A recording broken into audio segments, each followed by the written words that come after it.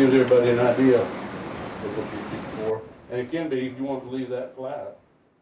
Go ahead and tell me about it. All right, so that's a piece of maple that was originally turned on the lathe. So that was held in two jaws of the chuck like that and turned the bowl. And then this handle was roughed out on the lathe between centers.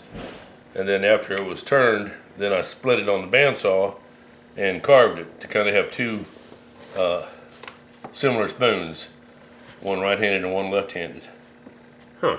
And this was maple. All right. So why would you cut it in half?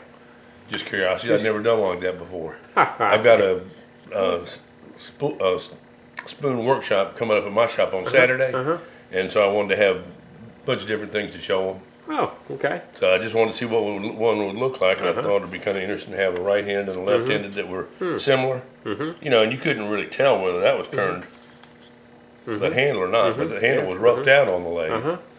You know. Yeah. And that's the one. Let's see. So that one was turned on the chuck with two jaws taken out, so you can hold it like that. You turn this part first, and then this is centered with the two jaws, then holding this end and centered and turned. Putting this handle at about the middle of the bowl. Whereas this one was done the same way, except I offset the handle. So instead of having the handle go to the center, I took it down to the bottom of the bowl.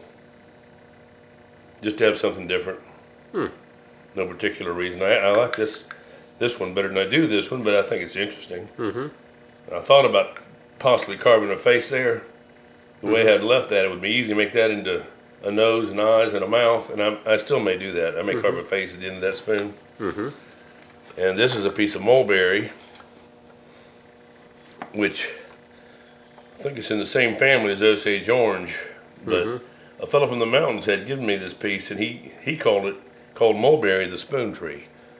So I think they must carve a lot of spoons from mulberry over there, and it carves much easier than Osage orange.